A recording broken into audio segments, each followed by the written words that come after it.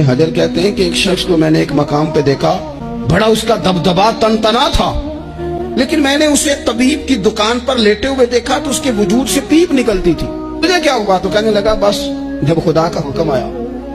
جب اللہ کی حکمت کا غلبہ ہوا، جب تک اس نے ڈھیل دی تو دی، لیکن جب وہ پکڑنے پہ آیا تو پھر حال یہ ہوا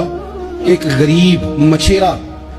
مچھلیاں پکڑنے کے لیے دریا میں سارا دن بیٹھا رہا، اسے مچھلی نہ ملی، شام کو روئی پڑا کہ مالک میرے تو بچوں کے پاس کھانے کو بھی کوئی شے نہیں۔ تو ایک مچھلی شام کو بڑی محنت کے بعد ایک بڑی مچھلی اس کے ہاتھ لگی۔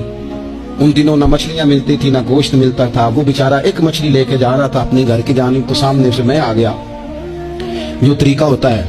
کدھر لے کے جا رہے ہو، کہاں سے لی ہے؟ تو کہتے اس نے کہا صاحب مجھے پتا ہے آپ مجھ سے چھین لیں گے، لیکن میرے بچے صبح سے بھوکے ہیں،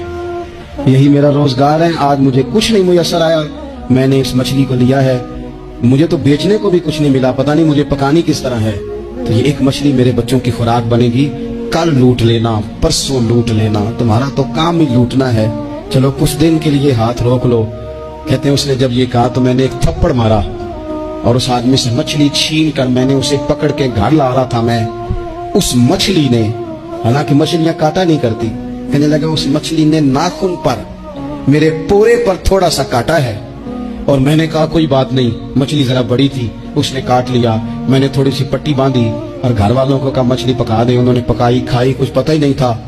2-4 دن گزرے ہیں تو زخم آگے بڑھنے لگا ہے، طبیب کو دکھایا ہے تو اس نے کہا یہ تو انگلی کاٹنی پڑے گی، کہتے وہ انگلی کٹوائی، 1 ہفتہ نہیں گزرا تھا کہ زخم آگے بڑھا، تو پھر وہ ہاتھ کی طرف بڑھا تو میں نے جا کے دکھایا تو اس نے کہا ہاتھ بھی کاٹنا پڑے گا،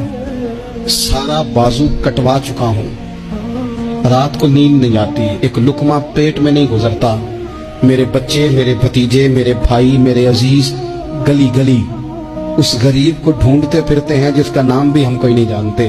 تھک گئے تلاش کر کر کے، خدا جانے کہاں چھپ گیا اللہ کی اتنی بڑی زمین میں، وہ ملتا نہیں، میں سو نہیں پاتا۔ کہنے لگے شیخ میرے لیے دعا کر دو، مجھے کچھ نہیں چاہیے، بس وہ مجھے مل جائے اور میں اس سے معافی لے لوں، بس وہ مجھے معاف کر دے، 2 جملے معاف، جیسے بھی ہوگا میں منا لوں گا، بندہ درکار ہے۔